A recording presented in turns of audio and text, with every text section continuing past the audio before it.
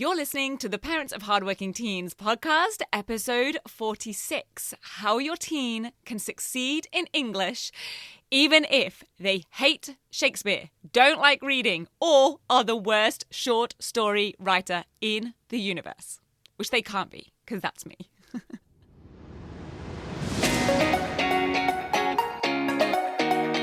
I'm Katie Jones, and with over 15 years in education as an award-winning high school teacher, international external examiner, and as a study coach, I've helped thousands of students skyrocket their results and confidence. And this podcast is where I share all my insights, tactics, and tips with you, the parent, so you can help your hardworking teen get happy, smart, and successful in their study, and have you both enjoy the journey along the way.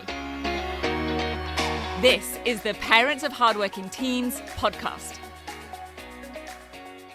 Hey VIPs, I am so pleased that you are here for this episode because this is a doozy.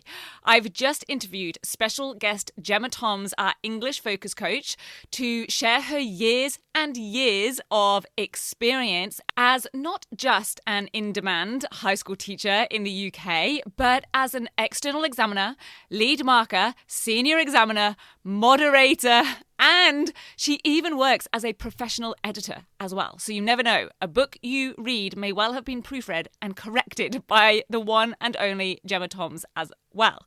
Now, I've actually known Gemma for years. We were actually at the same uni together. We were friends there, but neither of us at that time had any idea that we would become teachers. We weren't doing teaching degrees or even planning to be teachers back then. But over the years, since starting and growing Rock Solid Study, as I became more and more aware of her expertise as an examiner and having had discussions and conversations with her about our experiences of exam marking, criteria, syllabus descriptors, and all of the other things that we like to geek out on as these types of people, because it turns out I am not the only one that finds the whole exam area of education super interesting. I then decided a couple of years ago to invite Gemma to come on as our English focus coach. So she now knows the 10WGT inside out. She coaches in our group coaching and private next level coaching.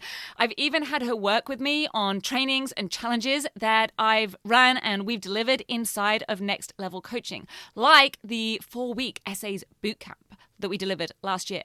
But I really wanted to get Gemma on the podcast so that all of you, no matter where your teen is at, can benefit from her insights and expertise. So here is Gemma Toms, English focus coach, Shakespeare ninja, literature lover, and examination extraordinaire.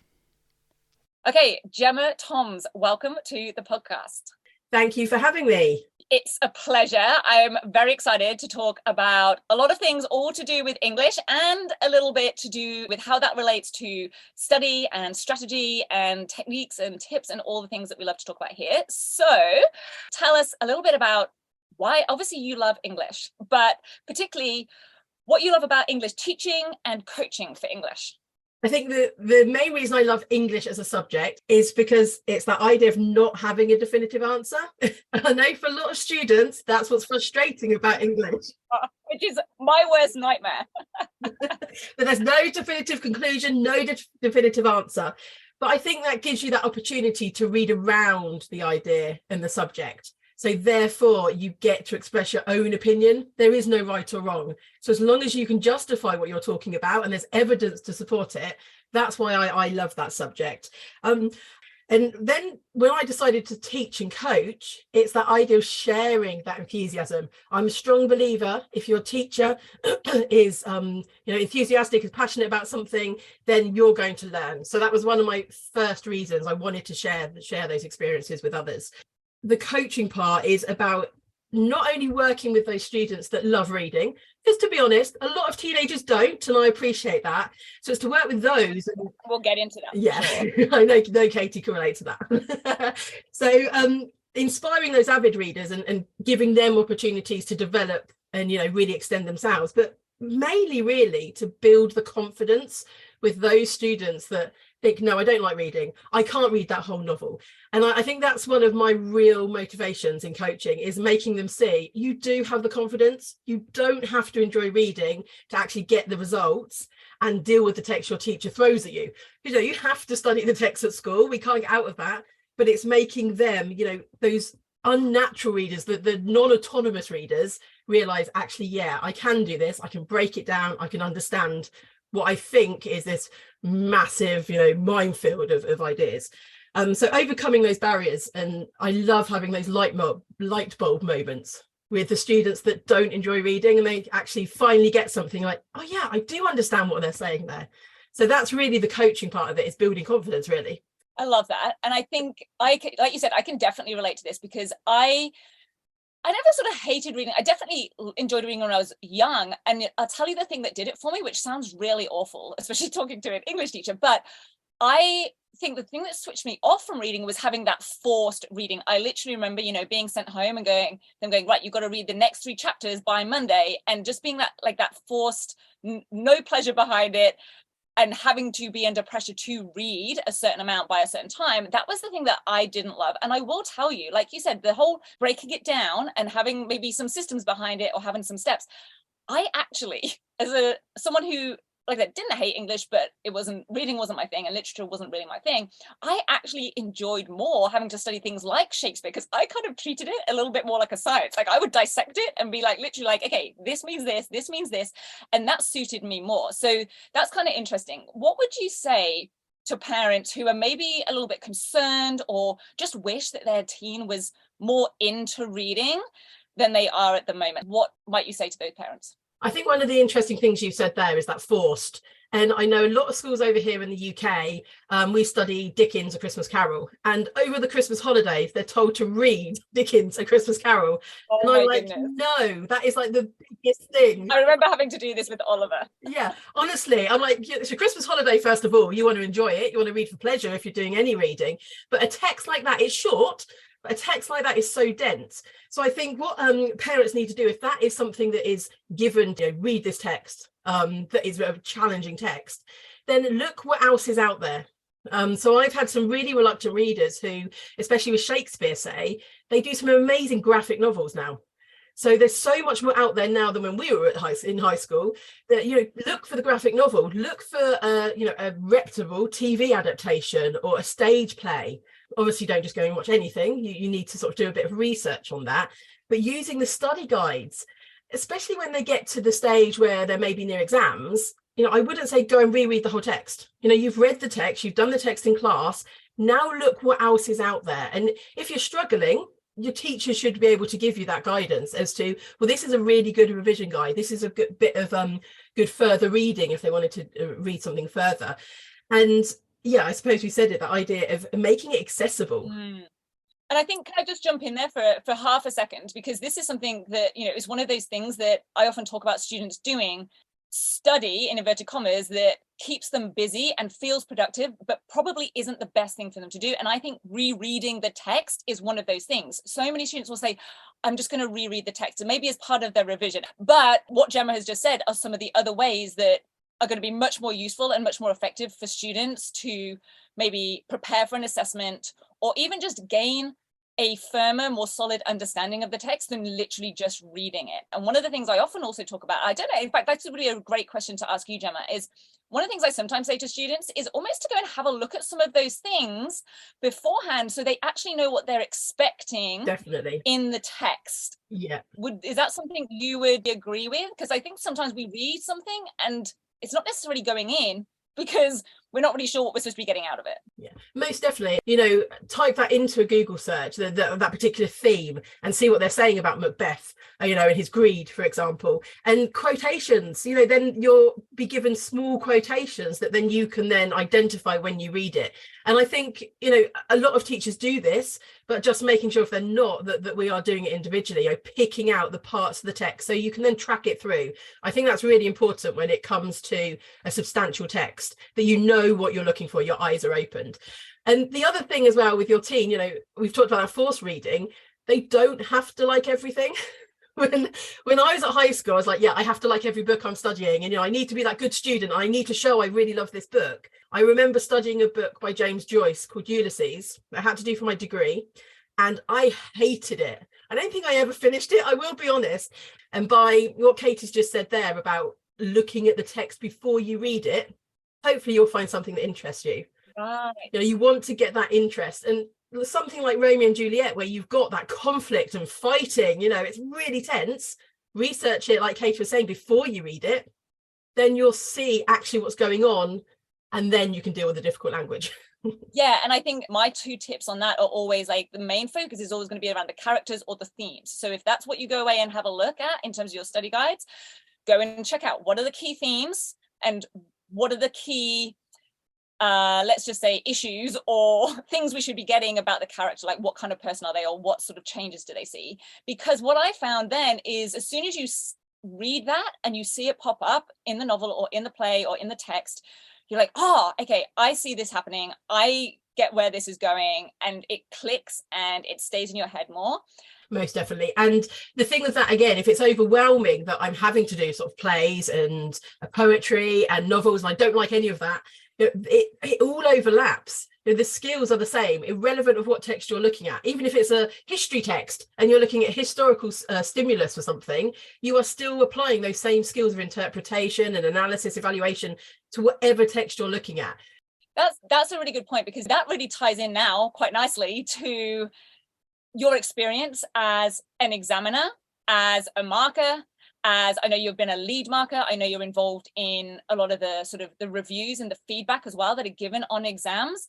And this is one of the reasons why I basically got Gemma on board with us at Rock Solid Study and asked her to be our English focus coach, because not only does she have a huge amount of experience in high quality high school teaching and tutoring, but also has the most amount of experience I know of anyone in terms of their work with exam boards and the assessment and the formal assessment, external examination side of things. So first of all, like, what made you decide to go and do some work with exam boards in the first place? And to be honest, in all honesty, the main reason was that I took a short break from my teaching career to bring up my family. And I still wanted to keep my mind active and keep sort of my heart in education. I didn't want to totally walk away from it. I couldn't juggle being a teacher and having 2 young kids, but I wanted to keep doing something. So that was the main reason. And the reason I don't think I will ever give it up is that those benefits of, I now know what the students need to do, but actually what they need to do in those exams, how they can actually do that. It's one of the things that is really close to my heart, and I think is so invaluable for any educator. And really importantly for the students to appreciate as well, I think, is why they're doing it. Again, especially for those learners that don't want to really study English, they don't see the point of studying it. This is why you're doing it, and this is why the examiners want you to be able to do it. And it's allowed me to really understand certain areas. So I'll give you an example. We know this idea of context always comes up with literature. So what was going on during the time Dickens or Shakespeare was writing? But what you find is students end up writing a whole paragraph at the beginning of their exam piece about social historical context. So as an examiner, I will scan it just to see if there's any nugget of, golden nugget in there, but 9 times out of 10 there isn't. Wow. No, this is perfect, because this is starting to see, this is where we get to hear what's really going on behind the scenes of exams. This is what we want to know. Exactly. I've actually just led a training session with the department I work in at the moment on this idea of what the exam board wants with context, because they all felt that's what we needed. And it's like, no, I almost hang my head in horror. It's not what we need.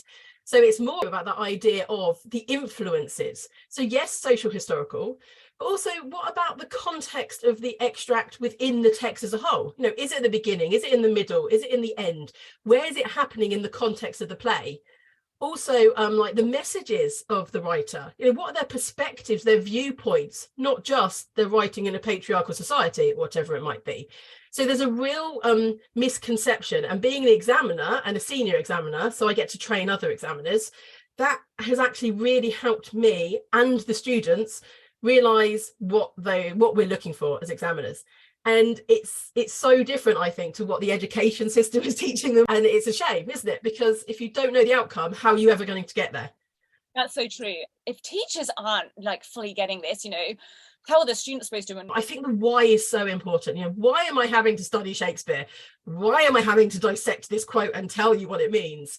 Well, let's answer that. Like, can you tell us, just for a second, let's diverge or divert over and just talk like, why are, I'm sure so many students would love to ask this question, and probably some parents as well, like, why are we still studying Shakespeare? And the same text that I studied 30 years ago in school, it's the same texts.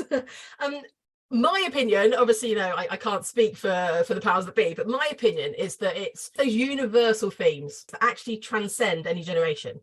I know I keep talking about Shakespeare. If you know me, I am a bit of a Shakespeare lover. But you've got that conflict and love in Romeo and Juliet. You've got, the idea of ambition and greed to get what you want in Macbeth. So you've got all these themes that actually resonate in today's society. And a little story here. I went to the cinema yesterday with my children, and there was a trailer that resonated with me in terms of why we still study Shakespeare. And there's a new film coming out by Disney called Elemental. And the trailer had this little fire girl, so a girl made out of fire, and then a water boy, so a boy made out of water. So all the characters are linked to an element. And they obviously are going to fall in love with each other. But they can't hold hands. They can't be together because they're different elements. And I was like, oh my goodness, this is Romeo and Juliet in a context for children to understand diversity and different backgrounds and challenges. And that's a Disney film that's coming out. You've got Mallory Blackman's Noughts and Crosses, which some teens and parents may be familiar with. That is the Romeo and Juliet story retold. So I think we have to appreciate there's these universal themes, these key messages that actually they still resonate with today's society. And I think that's one of the biggest reasons I feel it's important. And I suppose also history. I learn a lot. I always say to my students, I'm not a historian, so don't come and start challenging me on the Cold War or, anything like that. But I know it through a text. So, John Steinbeck is one of my favorite writers, and I know about what was going on in the Great Depression in America's deep South because of him. So I think the historical context you get from literature as well is so important. Perfect. Let's also talk for a moment then. So we talk about like Shakespeare and some of those heavier, older style texts, some of the things that students maybe get overwhelmed by, maybe dread. Let's talk about another thing that they sometimes get overwhelmed by and maybe dread. Can we talk for a moment about essays? Because this is obviously something that sometimes students are maybe set to do in class. They often, I know, will spend hours and hours and hours on them for homework, and they will sometimes procrastinate on them for hours and hours. And sometimes, other times, they may have to write, 2 whole essays in 2 hours or something in an exam. Is there any advice that you'd have for parents on helping their teens when they've got an essay to do at home? And that was definitely me, the procrastinator. I've got to write, it's an essay. I'm a stickler for words, and that word essay to me straight away does make me clam up a little bit and I feel overwhelmed. So I think one of the key things that we need to encourage our teens not to do is don't try and include everything. Absolutely. You're given this question about a particular text and you're like, right, I've got to impress the examiner or my teacher here, and I've got to include absolutely everything I've learned over the course of the study of this text. And it's not. We want to get a really strong thesis as soon as we sit down. Now, I'm a big advocate here for, I think the thesis and introduction actually come towards the end. Even though you've got to write it at the beginning, of course you do. I think it comes towards the end, because if we sit there, and I've done this, I've sat there for ages with a blank piece of paper with my question there, and I've tried to come up with that opening inspirational line that's going to grab my teacher. No. Okay, how can I do that effectively if I haven't gathered my evidence, if I haven't actually gone back to my class notes, got my quotations that I need? So I think it's that idea of looking for your evidence, synthesizing all that before you come to write your thesis. That's it, because I think otherwise we sit down to write an introduction and we don't know what we're introducing yet. Exactly. So I absolutely agree. I often say, like, write the intro last, not literally at the end of your essay, but think about everything, at least plan everything. That's the other reason why we have to plan extended responses, but that's a whole other conversation. Exactly. But we've got to plan it. We've got to know what we're writing about, because that is often a reason why students do struggle to get started, why they procrastinate, or they feel like they don't really know what they're writing. we've got to know what we're introducing first. And we've got to, like you said, gather that evidence, figure out what is that answer even going to be. And the answer comes from looking at the quotes and looking at the evidence. Exactly. And I often get students saying, but I won't have space in my exam because I would have written my first paragraph. It's like, well, just leave a block at the top. It doesn't have to be ultra neat in an exam. We appreciate that you're going to be moving things around. So just leave a chunk for a paragraph at the top and then go and fill it back in. But yeah, you mentioned planning, because that is one of my biggest tips as well. We feel with English especially, I think, and maybe subjects like history, that there's no formula to it. And as a student, I didn't think there was a formula. I'm an English lover, not a mathematician. I got my grade from working hard in maths, but I used to feel that there isn't a formula for English. It is just creative. It's just your ideas. But there is a structure. There is a formula, and chunking it down and planning it is so important. Again, a little story of something I've done with my students here. I've said, given them a practice question, I said, right, you've got your exam in 4 weeks. Plan this question. That's your question in the exam. Spend 5-10 minutes planning examples, actual words they're going to use. Like, rather than just writing, I'm going to use a simile, well, tell me what that simile is. Write the example down. Yes, there's got to be so much more detail in that plan than most students think. Yeah. It's like, oh, I'm going to have a quote. I'm like, what quote? Tell me the quote. We need to know before you start writing, because otherwise exactly, it just takes up an awful lot of time. Or you've started writing and then you realize there isn't a quote for this. I probably should have written this instead. Yes, yeah. And that's happened to me in exams where I haven't got a quote and I'm like trying to find a quote and it doesn't come. Oh my goodness, I always remember you talking about that. Didn't you have an exam one time? I'm sure you've talked about this on a coaching call once before with students, and you were determined to find this quote or something like that. Tell us that story. And this is an experience that sticks with me from high school, and even today is vivid in my mind, because I didn't quite get the grade in my final exams that I felt I deserved and I was predicted. And I think this is what let me down. So it was a King Lear, so Shakespeare's King Lear exam. I'd studied the play for 2 years, so I knew the play pretty well. And I wanted to find a quote about the fool, the character of the fool. And I knew it was in the play. Now, these were back in the days when we had open book exams, so we could take the books in. Now, this will be a different podcast, but I do not agree with those exams because it made me rely on the book. And I spent 15-20 minutes for trying to find one quotation about the fool. Literally 15-20 minutes in a timed exam. I never found that quote. I then was all flustered because I couldn't find it. I knew it was in there. Now, with hindsight, and now sort of knowing what I know now in terms of the strategies and so on, how important was that quote to my overall essay? It would have been better for me to have actually spent that time developing my argument, maybe even misquoting or paraphrasing, refer to the moment earlier in the play when the fool comments on. I don't have to have a direct quote. I was going to say, that's a tip, isn't it? Like, if a student doesn't have an exact quote, they can still make reference to a time. Exactly. And that still counts as evidence, because remember, evidence doesn't have to be a quote. Evidence is any reference to the text, right? Reference. And I that's the word I tend to use on my students is, how many, what references. You can allude to something in a text. Yes, we need some quotations. But we can just refer to something as long as we can jump around that text and know that text. And you literally mentioned, you just said the words, and I'll pick this out for people that like this would be useful for them to hear, is that jump around the text. That one of the other things that counts as a good variety of evidence, or however they word it in mark schemes, is, like you said, jump around. So you want a variety of references, let's call them, from different parts of the text as well. So that might help students in determining or choosing which things they're going to use in their response. Yeah, definitely. It goes back to that tracking we talked about earlier as well, that knowing sort of what's going on throughout that text. And definitely the top responses, those high level responses are going to be able to do that. So yeah, that's a harrowing experience that I still remember to this day. And I can't tell you that quote because I never found it. So I still don't know it to this day. Oh man. And you just mentioned, like, hey, look, there's this thing for the top responses and there's this thing for the top responses.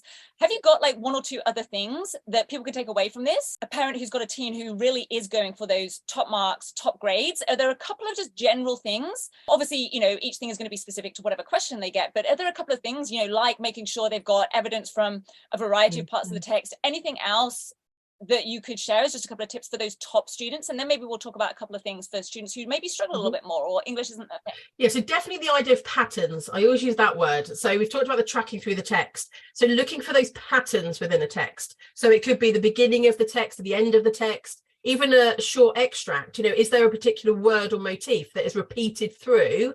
And you can talk about why that's being used. So I think it's making those linkages and looking for patterns rather than going chronologically through the text. Okay, so those top responses really need to look for patterns. The other thing I always say to my students is don't overstretch yourself. Now, you think because you want to get a top response, you've got to look for the more ambiguous examples. And I had an example the other day that there was an amazing simile in this text that the students that struggled a bit, they could have talked about it. But the students that really wanted to get the top responses could really delve deeply into that simile. But they were trying to find a paradox or hyperbole. And I'm like, there's a simile jumping out at you.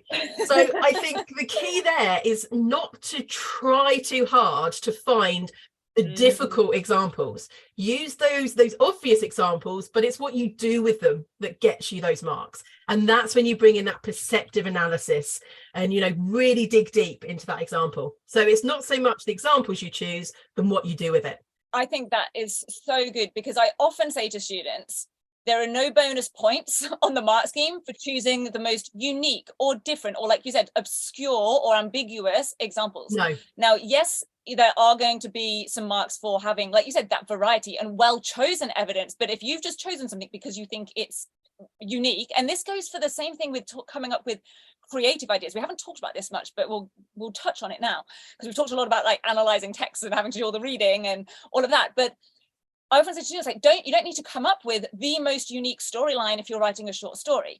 You just need to have a storyline that fulfills the criteria. Maybe it links to the stimulus, or it has some kind of message or theme to it. And then it's all about, like you said, like what you do with that, how well you use all the literary devices, let's just say. So what about, like, let's just talk about that for a second. What's your sort of thoughts or experience around some of those more creative pieces? Maybe they've got to write a short story. Maybe they've got to come up with a persuasive speech. Maybe they've got to discuss a topical issue. Have there been any examples of things that you've seen with that, or tips that you would give around those sorts of tasks, especially for people who, let's talk about those people who don't feel like, English is not my thing. I'm not creative. I can't just come up with an amazing story. Like, writing really well or in a sophisticated way is not my skill set. And to be honest, I can relate to that. As from what we've talked about so far, I am more literature, the analysis side of it. And the thought of writing a story even now overwhelms me a bit. But one of the top things I always say, and this depends on the exam that you're doing, but some of the exams have a reading task and then a writing task. And the extract is always linked to the writing task. So I always say, be a magpie. Take some of those techniques, those ideas, and put it into your own writing. Now, that doesn't mean just regurgitate the whole thing. But for example, if there is that motif I was talking about for those top responses, if there's that motif and I don't know, they've used a raven as a symbol of death at the beginning and then at the end, and you do something like that and have that image that in the first paragraph you talk about, that particular metaphor, and then you use it in the end of the paragraph. Another thing I always like is that you have a one sentence paragraph. And that can go into anything. That can go into a persuasive piece or a creative narrative. You need to think about where it goes. So persuasion, that might be at the end because it's a nice, powerful ending. A story, it may be more in the middle to suggest that sort of that moment of tension. But I always encourage my students to write a one sentence paragraph because it suggests that you are actually thinking about the structure. Okay, you may not be because it's just your teacher has told you to put it in there, but it suggests that you've thought about the structure. Another thing that we seem to forget when we're writing a text is verbs. Now, this is going right back to primary school, our lower years, when we learn about a doing word and a verb, but we forget about them, that in high school. They are so powerful. So if you struggle to write, really focus on the choice of verbs you're using. So if you want something to be really dramatic, make sure you're using those verbs to do that. And again, that could come through your editing when you're reading it through and you're like, this isn't dramatic enough, I'm going to cross it out and change that verb. But verbs are really, really powerful. It's almost like treating it like a checklist, like, definitely, have I got this? Have I got this? Have I got a one sentence paragraph?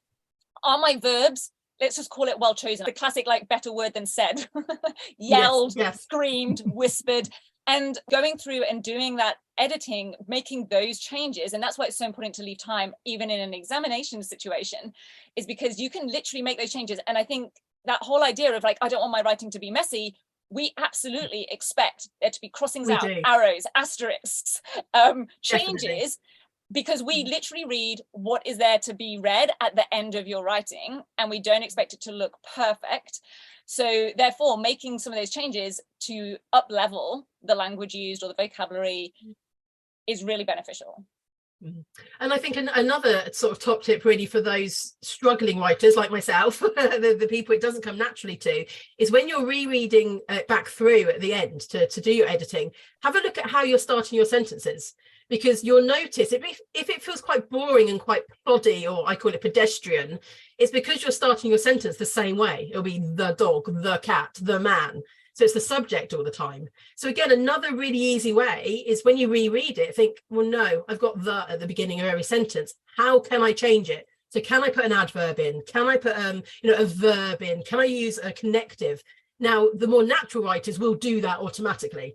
But the those of us that, struggle a bit creatively, we won't. But you will notice that when you read it yourself, you as the reader, you will notice that it is a bit boring and a bit pedestrian. So again, cross it out, one line through, and then rewrite it. That's a really good piece of advice. And that's a really good tip for the parents listening who sometimes have their teen say, can you please read through this and give me some help, or see if it's okay. Those are the words that they use.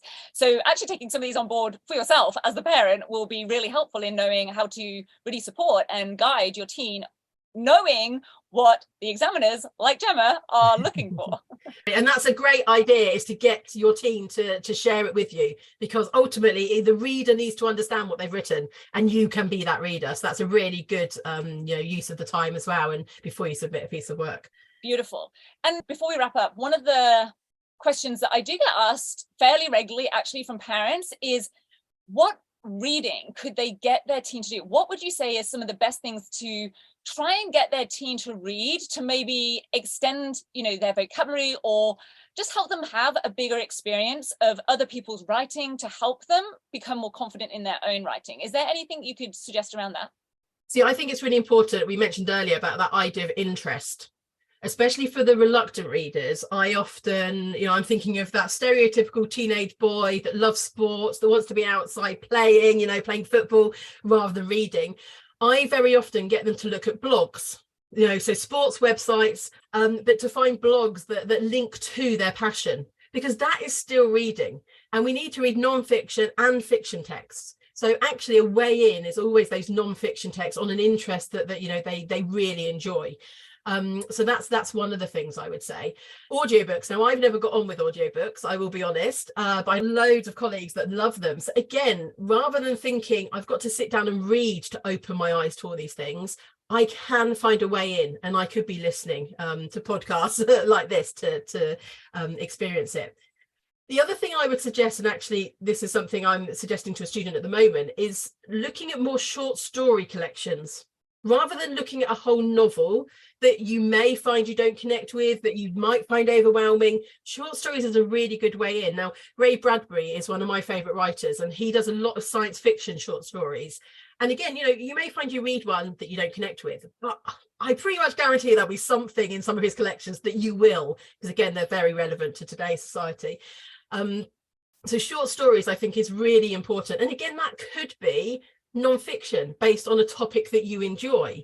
It could be fiction on stories of a different genre. So I think having those collections available rather than just reading a novel or sitting down to read a play, that's unrealistic. Yeah, I think that's a really, really good point.